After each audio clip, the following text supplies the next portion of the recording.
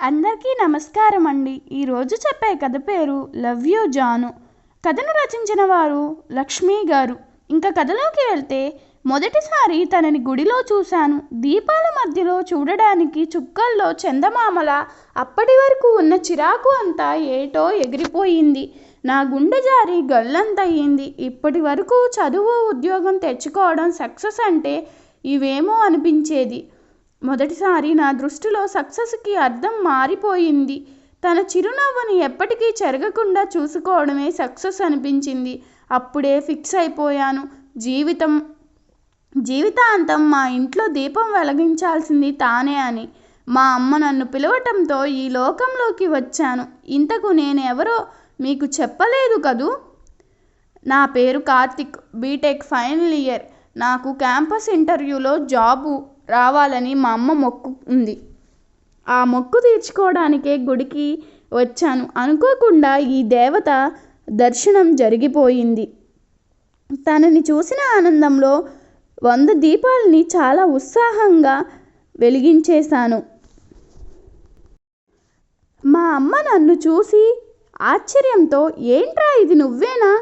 ఎందుకు ఈ మొక్కులు అని నన్ను తిడుతూ ఉంటావు కదా. అసలు నీ చేత ఒక్క దీపమైనా వెలిగించగలుగుతానా లేదా అనే భయం ఉంది. కానీ ఈవేళ మొదటిసారి మొక్కు మొత్తం నువ్వే తీర్చేశావు.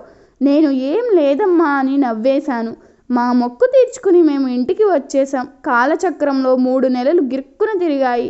తనని మళ్ళీ చూడలేదు. నేను జాబ్లో జాయిన్ అవ్వడానికి బెంగళూరు వెళ్ళే రోజు వచ్చేసింది. ఫ్రెండ్స్ అంతా కలిసి కారులో సరదాగా వెళ్దామని ప్లాన్ చేశాం. లాస్ట్ మినిట్లో కారు తెస్తానన్న వాడు హ్యాండ్ ఇవ్వడంతో ఉసూరుమంటూ ఎవరికి వాళ్ళం బస్ టికెట్స్ కోసం ట్రై చేశాం. నేను బస్సు ఎక్కడానికి బస్ స్టాండ్కి వచ్చాను. నా బస్ 10 గంటలకి. ఇంకా పావు గంట ఉంది. ఎందుకో తానే గుర్తుకు వచ్చింది. నేను బెంగళూరు వెళ్ళిపోతే మళ్ళీ తనని చూస్తానా లేదా, మళ్ళీ కలవగలనా లేదా అని ఆలోచిస్తూ ఉన్నా. బస్సు రావడంతో నేను వెళ్ళి నా సీట్ దగ్గర లగేజీ పెట్టుకుని కూర్చున్నాను. బస్ మొత్తం నిండిపోయింది. నా పక్కన సీట్ తప్ప ఇప్పుడు ఈ సీట్లో తానే వస్తే ఎంత బాగుంటుందో కదా అని ఆలోచిస్తున్నా. కానీ అలాంటి అద్భుతాలు అన్నీ సినిమాల్లోనే జరుగుతాయి, రియల్ లైఫ్లో అస్సలు జరగవని నాకు గట్టి నమ్మకం. నా నమ్మకాన్ని మమ్ము చేస్తూ తాను వచ్చేసింది. వైట్ కలర్ లాంగ్ ఫ్రాక్లో, లూజ్ హెయిర్తో. ముఖ్యంగా తన పెదవి కింద పుట్టుమచ్చ చూస్తే దేవుడు తనని తిరిగ్గా తీర్చిదిద్దిన తరువాత తనకి దిష్టి తగలకూడదని పెట్టాడేమో అని అనిపిస్తోంది.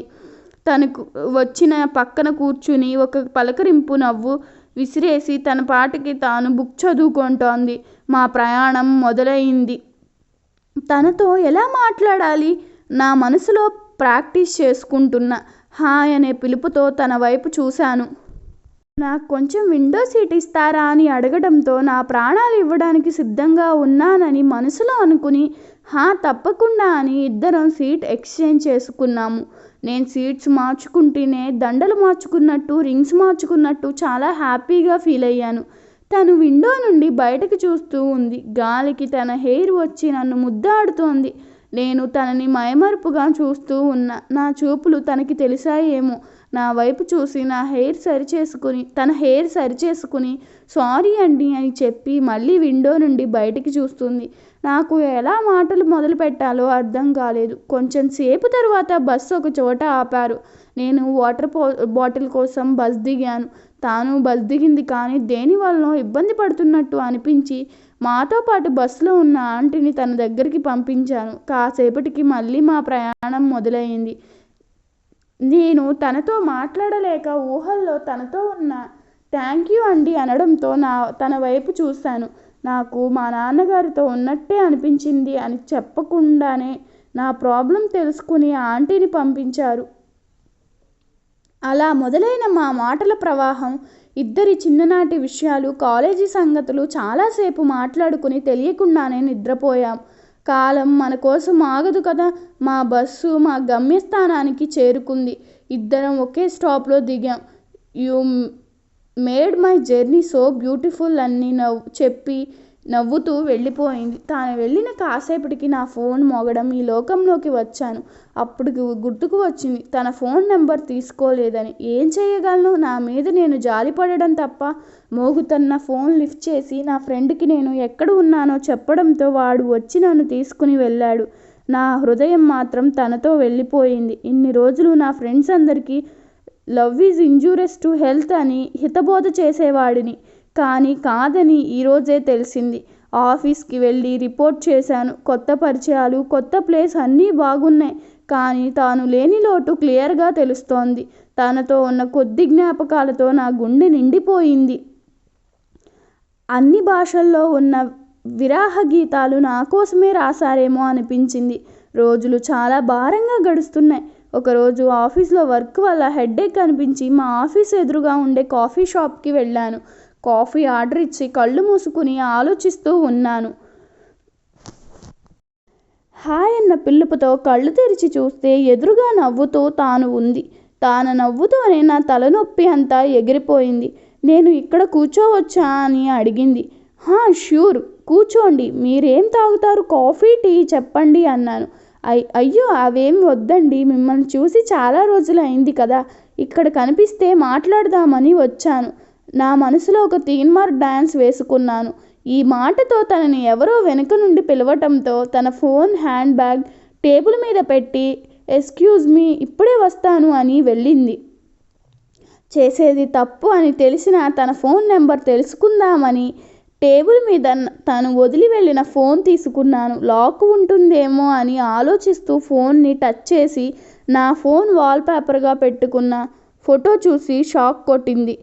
నేను బస్సులో తన భుజం మీద నిద్రపోతున్న నాకు తెలియకుండా సెల్ఫీ తీసింది. ఆ ఫోటోనే వాల్పేపర్గా పెట్టింది.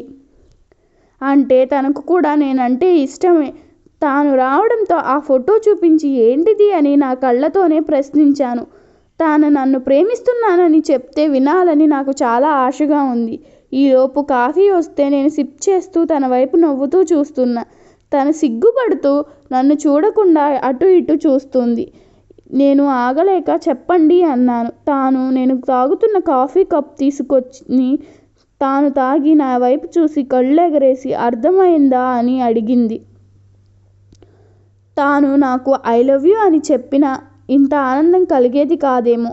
ప్రేమను వ్యక్తపరచడానికి మాటలు అవసరం లేదని ఆ రోజే తెలిసింది.